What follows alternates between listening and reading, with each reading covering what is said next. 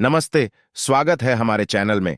आज के एपिसोड में हम आपको दिखाएंगे कि ब्लैक होल्स क्या हैं, वे कैसे बनते हैं और उनके कुछ चौंका देने वाले रहस्यों को उजागर करेंगे।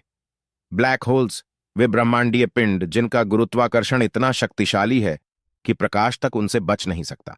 लेकिन क्या आप जानते हैं ये अद्वितीय खगोलीय वस्तुएं कैसे बनती हैं, या फिर ये हमारे ब्रह्मांड की बनावट और विकास में क्या भूमिका निभाते हैं? आइए इस यात्रा पर हमारे साथ चलें, जहां हम इन रहस्यमयी ब्लैक होल्स के निर्माण, उनकी अद्वितीय विशेषताओं और उनके ब्रह्मांडीय परिणामों की खोज करेंगे।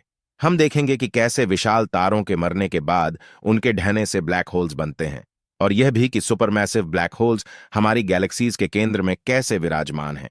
तो बिना किसी देरी के चलिए शुरू करते हैं इस अद्भुत और रहस्यमयी यात्रा को और खोलते हैं ब्लैक होल्स के रहस्यों को एक एक करके। और हां, अगर आप इस तरह की और भी जानकारी और रोचक तथ्यों के लिए हमारे चैनल को सब्सक्राइब करना न भूलें। चलिए ब्रह्मांड के इस अद्भुत सफर पर आपका स्वागत है। तारे का जीवन चक्र।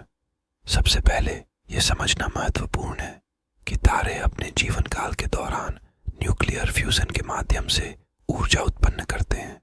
इस प्रक्रिया में हाइड्रोजन परमाणु आपस में विलीन होकर हीलियम बनाते हैं, जिससे ऊर्जा मुक्त होती है। यह ऊर्जा तारे को उसके गुरुत्वाकर्षण के संकुचन से बचाए रखती है। ईंधन का समापन। जब एक बड़ा तारा अपने जीवन के अंतिम चरण में होता है तो उसका हाइड्रोजन ईंधन समाप्त हो जाता है और तारा हीलियम और अन्य भारी तत्वों को जलाना शुरू कर देता है। सुपरनोवा विस्फोट। जब तारा अपने सभी न्यूक्लियर ईंधन को जला चुका होता है तो उसका केंद्र सिकुड़ना शुरू हो जाता है और बाहरी परतें विस्फोट करती हैं, जिसे सुपरनोवा कहा जाता है। यह विस्फोट अत्यंत प्रचंड होता है और यह तारे के बाहरी पदार्थ को अंतरिक्ष में फेंक देता है। ब्लैक होल का निर्माण।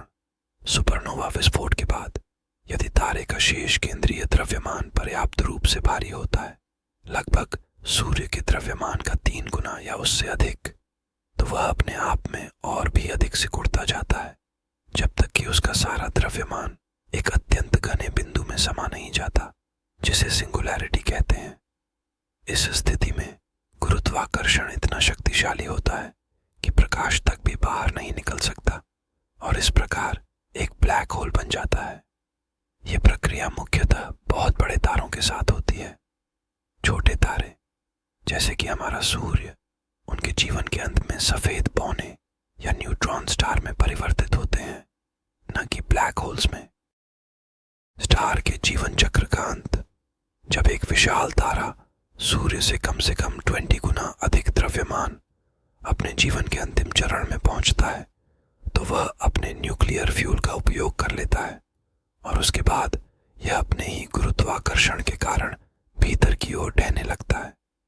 इस ढहने की प्रक्रिया में तारा एक सुपरनोवा विस्फोट के रूप में फैलता है और यदि तारे का शेष द्रव्यमान पर्याप्त हो तो यह अंततः एक ब्लैक होल में संकुचित हो जाता है। विशालकाय ब्लैक होल्स का निर्माण। विशालकाय ब्लैक होल्स, जिन्हें सुपरमैसिव ब्लैक होल्स भी कहा जाता है, का निर्माण आकाश गंगाओं के केंद्रों में होता है। इनके निर्माण की सटीक प्रक्रिया अभी भी अनुसंधान का विषय है, लेकिन यह माना जाता है कि ये तारों के समूहों के संगठन, तारों और गैस के बड़े बादलों के संघनन और छोटे ब्लैक होल्स के विलीनीकरण से बनते हैं। ये ब्लैक होल्स अपनी गुरुत्वाकर्षण शक्ति से आसपास के पदार्थ को खींचते हैं और अपने आकार में वृद्धि करते रहते हैं। पहला, ब्लैक होल्स की गुरुत्वाकर्षण शक्ति इतनी अधिक होती है कि वे प्रकाश को भी अपने में समाहित कर लेते हैं। इसी कारण से इन्हें ब्लैक होल कहा जाता है, क्योंकि प्रकाश के अभाव में वे पूर्णतया अंधेरे होते हैं। दूसरा, सिंगुलैरिटी।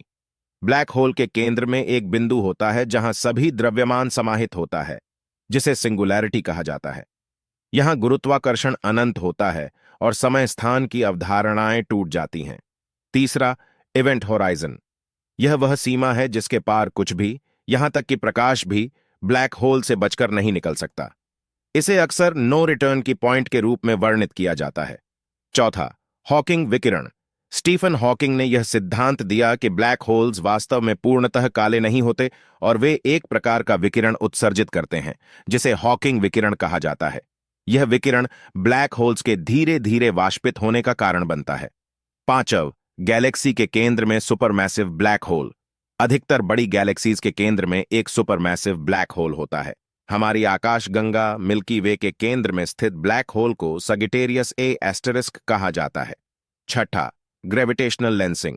ब्लैक होल्स की विशाल गुरुत्वाकर्षण शक्ति दूर की वस्तुओं के प्रकाश को मोड़ सकती है, जिससे एक प्रकार का प्राकृतिक मैग्नीफाइंग ग्लास प्रभाव पैदा होता है। यह घटना ग्रेविटेशनल लेंसिंग के रूप में जानी जाती है और खगोलविदों को दूर के ब्रह्मांडीय वस्तुओं का अध्ययन करने में मदद करती है। सातवां, समय का धीमा पड़ना। ब्लैक होल के पास समय दूर स्थित व्यक्ति की तुलना में धीमा चलता है। यह आइंस्टीन के सापेक्षता सिद्धांत के अनुरूप है, जिसे समय दिलाताता के नाम से भी जाना जाता है। आठवां, क्वासार्स।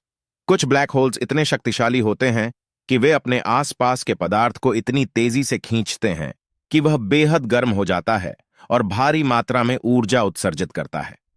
इसे क्वासार कहा जाता है, जो ब्रह्मांड में सबसे चमकीली वस्तुएं होती हैं।